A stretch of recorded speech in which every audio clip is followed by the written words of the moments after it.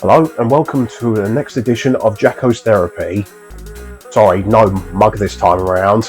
And yes, we're back with another Sonic review. As I said back in my Sonic 2 video, the Sonic 2 was actually developed in America, developed by Sega Technical Institute, with developers like Yuji Naka and Hirokazu Yasuhara working on the project, but only one remained in Japan, Naoto Oshima. He was actually left in Japan and actually to make another Sonic game in Japan not for the Mega Drive, but for the Mega CD. So as a result, it's technically a third entry without being a third entry, if you get me. Well, that game was originally meant to be another port of Sonic 2 with more enhanced features like time travel and all that sort of thing. But instead, it was more like an enhanced version of Sonic 1. So as a result, we have Sonic the Hedgehog CD. But back then, I never really heard of this game. Well, nor does anyone else for that matter. I can get away with saying that, right? Well, the closest I heard of this game was via the Sonic Mega Collection for the GameCube. In the gallery menu, there is an opening and closing cutscene of the game, which I honestly thought I missed a movie based on the animation that I saw. And that didn't count with the Sonic OVA, but it was an okay movie at the time. You might know everything I'm going to do, but that's not going to help you, since I know everything you're going to do. Strange, isn't it? But it wasn't until I picked up the Sonic Gems collection that was released for the PlayStation 2 and the Nintendo GameCube, which contains all of the Game Gear titles, and even 3 new ones that we haven't seen before, like Sonic the Fighters, Sonic R for the Sega Saturn, and finally, the missing piece is Sonic CD. Then I decided to choose that game and played it, and from what I played, it plays like the classic 2D Sonic games. Then I was just playing it thinking, what the hell have I missed? Well, what the hell have I missed? Well, I'm going to find out today. So here we go with Sonic the Hedgehog CD for the Mega CD. Like I mentioned earlier, Naka and Yasuhara left Japan for America to work on Sonic 2. The only one remaining was Naoto Oshima to work on another Sonic game as a director, but not for the Mega Drive, but for the Mega CD, an add-on for the Mega Drive with better graphics, CD quality music, and the ugly as hell full motion videos. Now the concept sounds great, but it is well ahead of its time. There is even gameplay involved with FMVs and it looks so ugly and confusing.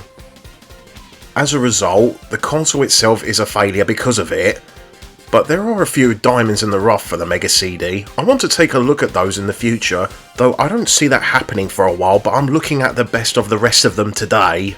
Now, Sonic CD was originally meant to be another port of Sonic 2, but Oshima wants to create a Sonic game that involves speed and exploration. So as a result, it is an enhanced version of Sonic 1.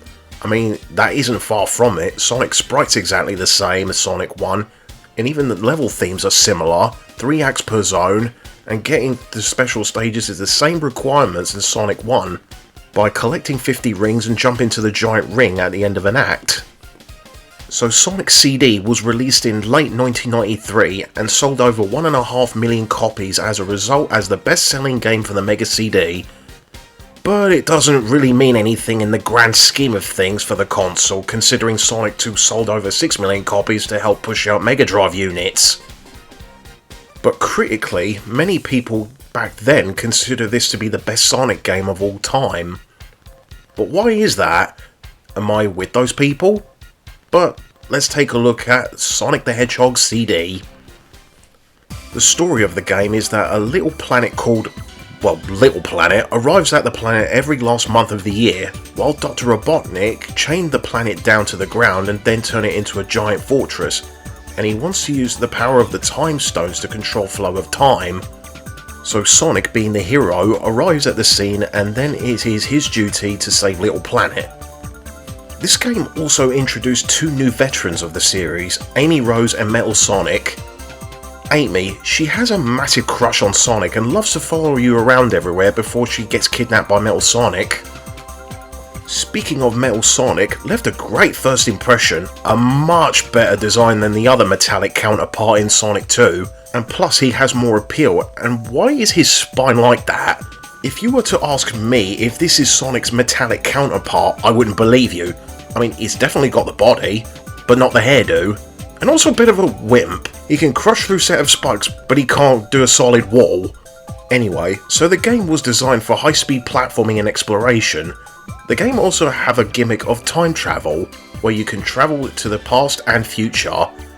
While Naoto Oshima has admitted in an interview, which I also feel this is where the concept was inspired from, the movie trilogy Back to the Future.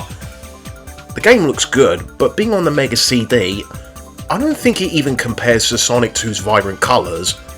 I mean, the game is colourful, don't get me wrong, but you would expect with the Mega CD being more powerful than the Mega Drive would have a bit more effort.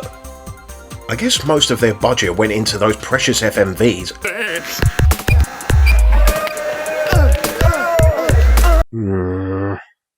And my god, who thought the idea of the Siege of Sky in Special Stage 6 was a good idea? Also, we have CD quality music, which is one of the biggest mysteries in the series' history. Because the Japanese, European and American versions of the game have a completely different soundtrack, but the past musics are remained untouched, which is weird. So the version I played first was the Sonic Gems collection, which is based on the PC port of the game. As I was playing the game, I remembered that the soundtrack I found okay, but not the best. But later on, as I found out years later that the soundtrack I was listening to on the Gems collection was the American soundtrack, and that the version we Europeans got was the Japanese soundtrack for the original Mega CD.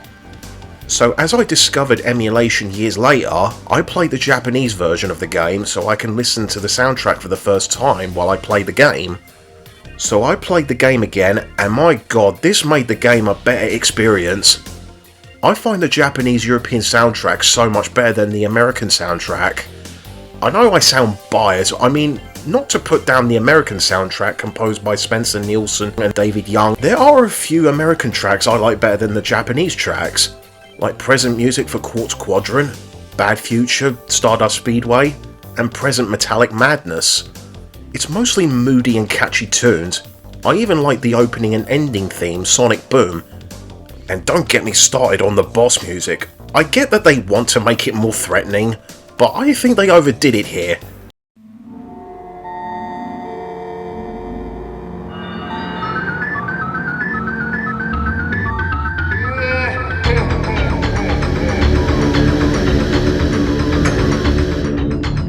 And if that doesn't give you nightmares, I don't know what will. The Japanese-European soundtrack, on the other hand, composed by Naofumi Hateya and Masafumi Ogata, I absolutely love the whole soundtrack. I don't find it as enjoyable as Sonic 2, but that's not to say there is one bad track in the game. It just has more focus and pop feel to it. I love from the main theme You Can Do Anything to the ending theme Cosmic Eternity, both sung by Keiko Yutoku. Makes Sonic CD a better experience for me. So what do I think of the game itself? So Sonic CD plays like a traditional Sonic game where you move left to right, going fast, destroy badniks, beating the shit out of Robotnik at the end of the third act in the zone. Sonic Spin Dash makes a return from Sonic 2, but it's nothing like Sonic 2 Spin Dash. You have to hold down on the D-pad and hold down the jump button until it's fully revved up. It's more of a pace breaker when you want to get from point A to point B on the fly, it doesn't feel as good. However, I prefer the alternate method of going fast in this game, the Super Peel Out. Activating it is exactly like the Spin Dash, only instead of holding down you hold up, and you don't have to wait until it's fully charged up. You can also hold down and roll while you take off, so it isn't that much different from the Spin Dash. Although the animation of Sonic doing a figure 8 looks pretty cool, and I'm glad in later versions of the game they give you the option to have the regular Spin Dash as we know it. Like I said before, the game has more of a Sonic 1 feel to it. Unlike Sonic 2, where you are more encouraged to go fast blazing through every level, Sonic CD encourages more on exploration, and one of the concepts of this game that I mentioned earlier is time travelling. Throughout the level, you come across these signposts that says past and future. Once you pass the signpost, the method of time travelling is to maintain speed for a period of time and then you time travel. If you travel to the past, it's more wild and alive. There are two different types of futures. The bad future is where there's more dead and depressing, and the good future is where everywhere is a lot more vibrant and happiness. So why is there a good and bad futures? So one of the main goals in Sonic CD is to get the good ending, is to travel back to the past and destroy one of the robot generators in each stage in order to create a good future. So that's one of the main reasons the developers want this game, want more emphasis on exploration. I personally didn't mind this setup, but I find the method to be a bit of a pain, because in order to time travel you have to keep running forward for a period of time, and if you mess up in the last second, because of either running into an enemy, run into a wall, or steep hill, then the time travel romp disappears and you have to find another signpost. But they're limited a number of time travel signposts. If you couldn't find any more, then you have to die in order for the signpost to respond. Another problem I have is that it also requires backtracking, depends on where you time travel in order to get to the robot generators. Also, some of their placements are just obscure that not even everyone could figure out. The biggest example is the one in Wacky Workbench, where one of the obstacles looks like it's going to crush you, but it turns out to be the only pathway to the robot generator. Who the hell is supposed to figure that out? If you're not a fan of that time travelling stuff, the other method is like Sonic 1, where you have to end the stage with 50 rings and jump in the giant ring. If you play these levels like an actual Sonic levels, it won't be long before you complete them, since they're only not as long as about a minute and a half. These special stages once again are completely different from previous games. This time you're in a 3D plane where you're running around destroying UFOs while under a time limit, while your biggest obstacles are water that drains your time limit much faster. I don't mind this too much, but the only gripe I have is that the UFO's hitboxes are weird. It's like I clearly hit it, but it turns out it doesn't count. It just drives me nuts sometimes. Also very interesting backgrounds here, like you're in underwater base and then the next one you're in this futuristic city. I like so that nothing's too samey here, unlike the changing different colour patterns. After you take care of the UFOs, you're awarded with a time stone. And no, they're not Chaos Emeralds. If you collect all 7, it automatically creates good futures in every zone to get the good ending. But there's no Super Sonic in this game. So overall, I'm actually pretty happy that the game gives you the option to do whatever you do, like go time travelling, or get to the special stages, jump in the giant ring, just to see what kind of gamer you are if you're a fan of those things. And to be honest, I don't really mind one of the two. And no, you don't have to complete both at the same time. There's also something a bit satisfying about defeating Dr. Robotnik in the good future, where he's surrounded by happy stuff like it's a humiliation. Speaking of bosses, they're actually a bit more interesting. Unlike previous games where you have to hit him 8 times, it's only a matter of you're able to hit him at all. Sometimes in the dumbest way. For example, in Total Tempest, you're underwater and you're running out of air, but then Dr. Robotnik then shows up and then surrounds himself with air bubbles which help Sonic get his air back. Finally, the one in Quartz Quadrant where you're running on a treadmill, while his safe zone melts down below, and before the fight's over, he then notices it's a bad idea. An evil genius, he says. Muppet. But that's not saying they're bad, there's some good ones, but the one that stands out is the Metal Sonic race where you have to get to Amy first. It is tense and thrilling, while you avoid Metal Sonic's counterattacks like his boost when you're in front of him, and he surrounds himself with electricity when you're behind him. So overall, do I think Sonic CD is the best Sonic game ever made as people claim it to be? Well, obviously by what you've been listening to this review, no. But that's not to say I think the game is bad, no, far from it. I will say that Sonic 2 is a much better game since I think it has much better level design. Since this game has more of a Sonic 1 feel, but I think this game is a much better game and much better level design than Sonic 1. I appreciate that the game gives you the option of which path you want to take to get the good ending, but for me, the biggest difference for me what Sonic 2 has over Sonic CD, Sonic 2's level design has more flow to it, going fast wherever and whenever you want, going through stages at a high speed, discovering different pathways and hidden rewards for doing so.